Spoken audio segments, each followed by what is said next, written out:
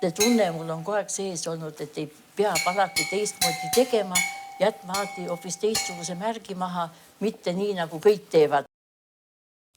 Väga suuri muudatusi tõid 90-ndad mulle kaasa. Kõige tähtsam oli see, et alustada uuesti tööd. Kõik riiklikud asutused ja kõik, kus tegelesid arhitektuuridisainiga, olid nagu ära lõpetanud oma töö. Ja siis ma olin üks esimesi, kes tegi oma firma. No ja siis nagu vabalt sai nagu värvidega tegeleda, seepärast, et ennem oli kogu aeg niisugune, et oli kunstinõukogud ja siis nii hirmsasti ei lastud teha värvi, aga ma olen eluaeg olnud värviline inimene ja armastan värvi. Ja siis kadusid kunstinõukogud ära, see oli mulle ka nii hea meel. Tööd oli palju, seepärast, et olid kõik uusi ehitusi hakati tegema. Ma tegin 2 huvitavat kohvikut just sellel ajal, 92. aastal.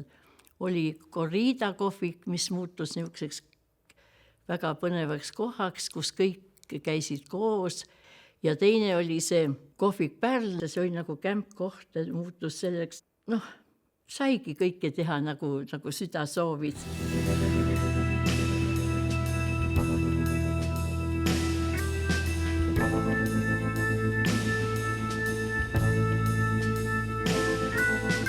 Vaadake, seda polnud nagu harjutud, et sa oled nüüd teed oma firma ja siis sa pead suhtlema konkreetselt klientidega. Hästi palju oli nagu selgitavat tööd pidi tegema ja selgitama inimestele, mis on nii ilus ja kas või tuua isegi nagu ajakirjad ju hakkasid käima meil palju ja igasuguseid häid arhitektuuri ajakirju, disaini ajakirju ja väga paljud inimesed ikkagi haakusid sellega, said aru, et tegelikult neil polnud ju seda ülevaadet ja polnud nagu nad polnud midagi näinud, kui ma ütlen ausalt öeldes, sest need piirid olid ju kogu aeg ennem kinni ja Tanel Veere on öelnud ja kutsunud mind omal ajal, ütles, et mina olengi punase maaletooja.